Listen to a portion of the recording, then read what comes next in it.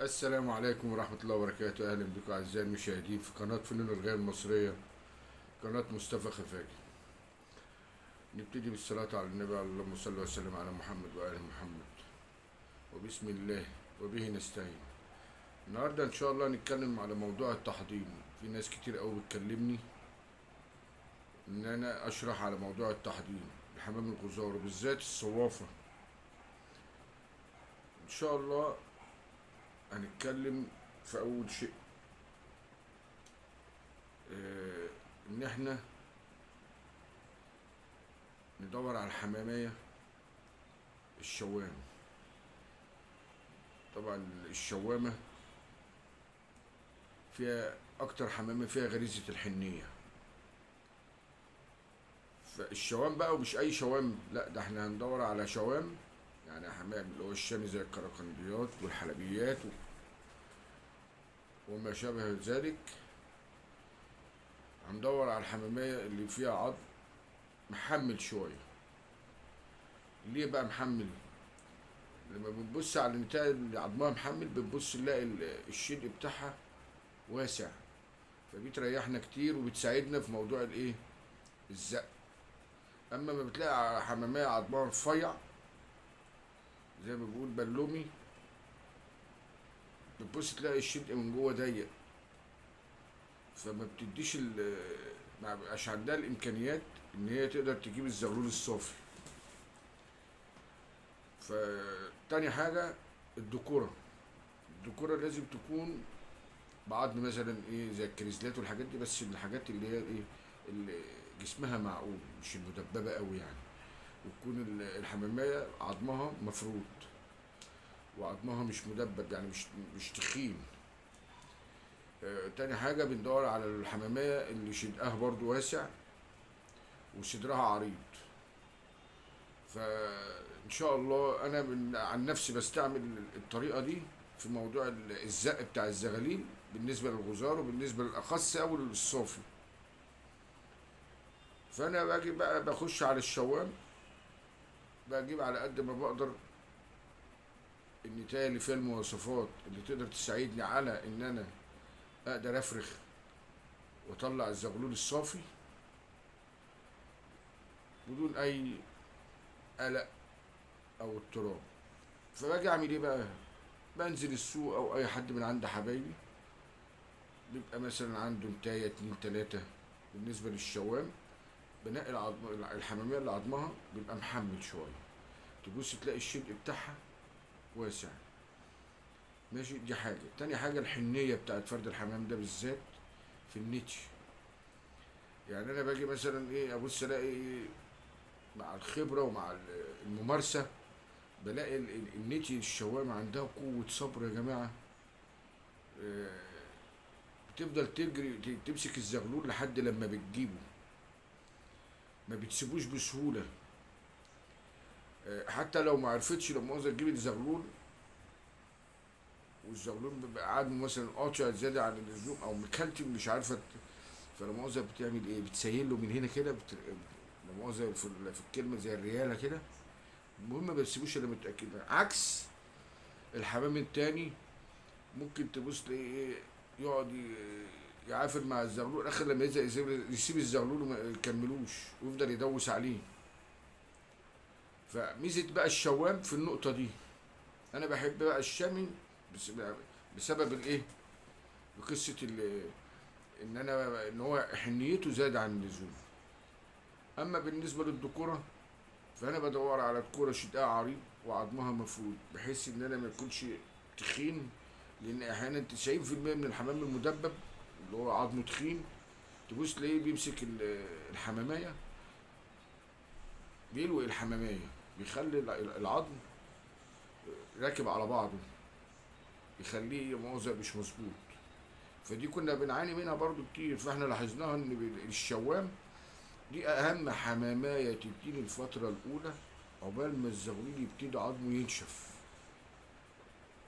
عقبال ما الزغلول يبتدي عظمه ينشف. الذكر برضو ليه عامل، بس النتاية في الوقت ده في تحضير اللبق بيبقى اكتر. فان شاء الله زي ما احنا قلنا كده، الشوام بالنسبه للنيتش احن، والعظم كمان بتاعها بيبقى مش ناشف زي الكريزليات. بيبقى في طالب بيبقى حنين على الزغلول، عشان لما بيجي يقعد يحاول يجيب الزغلول بيبقى حنين عليه.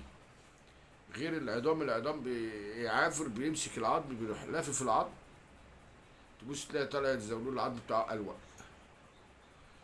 وكمان أهم حاجة نركز إن الشدق يكون واسع، والعظم يكون عدل زي الحمامات تلتين كده، ما يكونش يعني تخين، يكون في المناسب.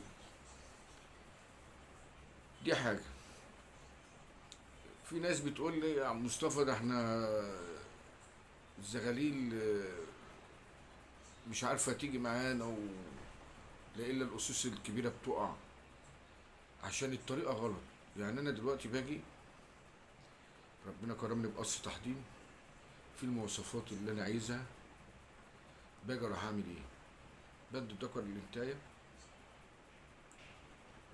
في الوقت اللي بلقي فيه الصافي، بس الصافي بلقيه قبليه بتلات أربع أيام 5 أيام.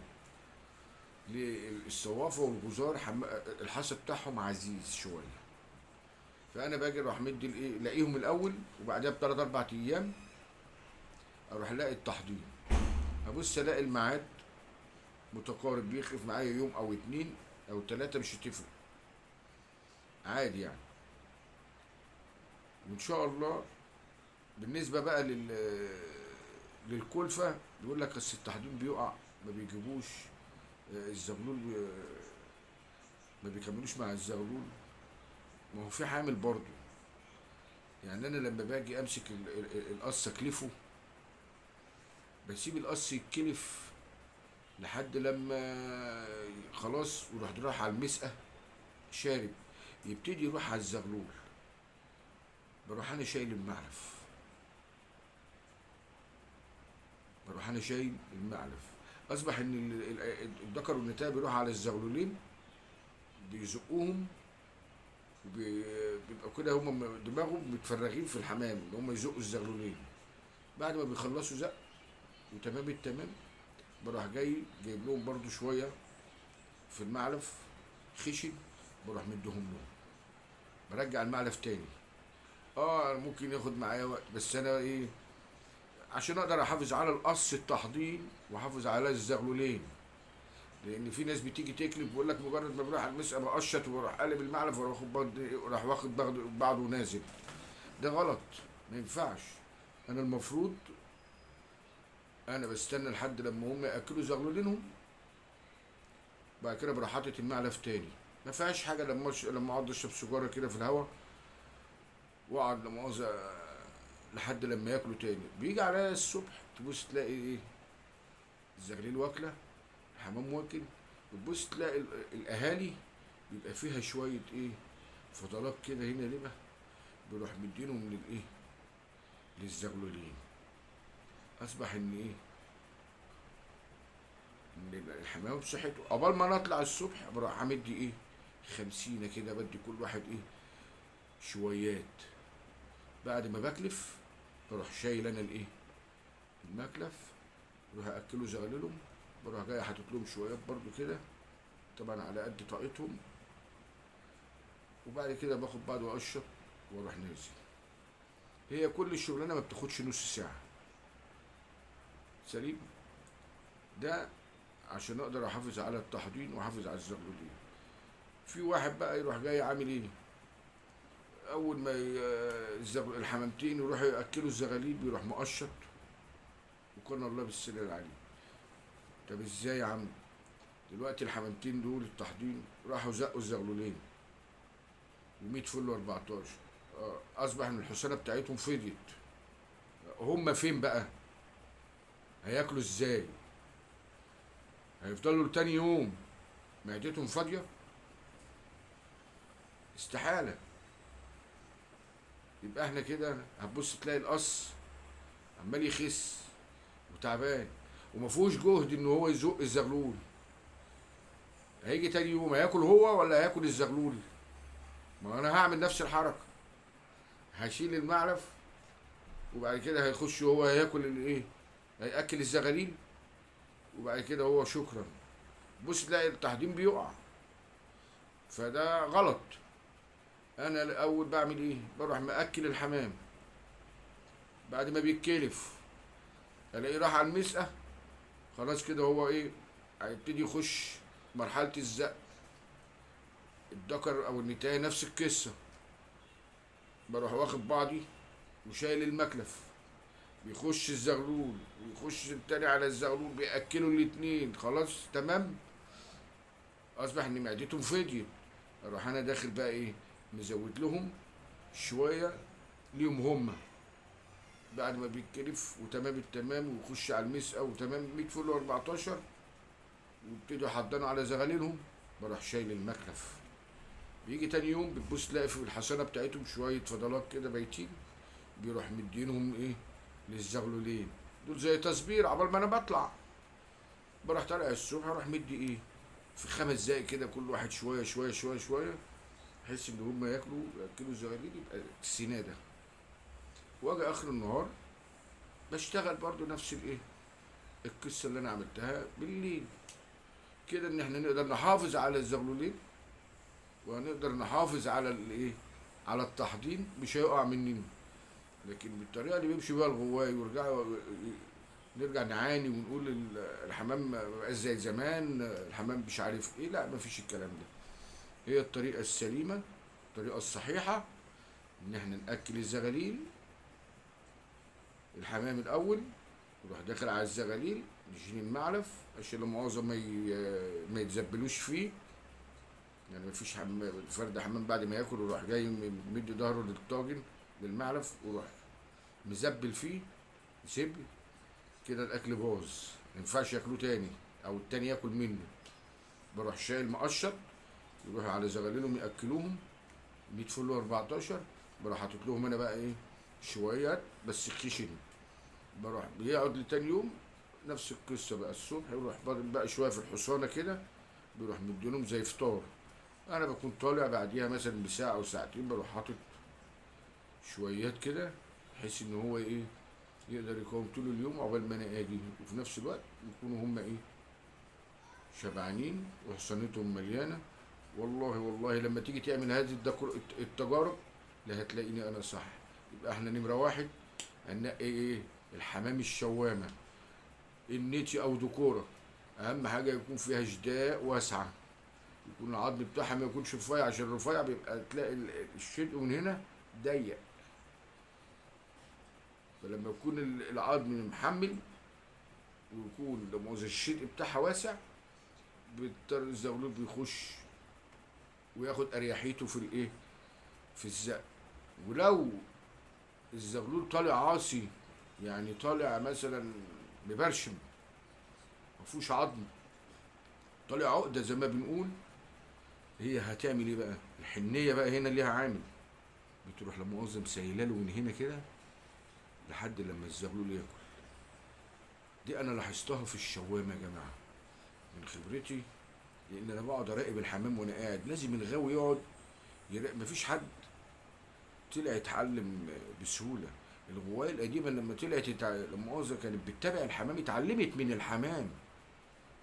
هو ما اتولدش كده لا مؤاخذه وطلع الافكار فيه، لا، ده الحمام اللي بيعلم، الحمام اللي بيعلم صاحبه. وان شاء الله ارجو نكون احنا افدناكم في الفيديو، وان شاء الله اللايك والشير، وارجو نكون اسعدناكم ويبقى فيديو خفيف عليكم.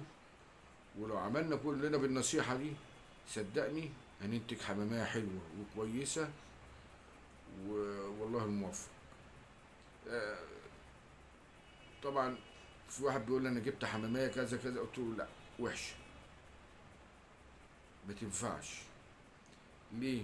هتيجي في نص السكة وتوقع لك الزغلول، هتضطر انا بقى اعمل ايه؟ ابتدي اتدخل، ابتدي اجيب زغاطة وابتدي ازغط.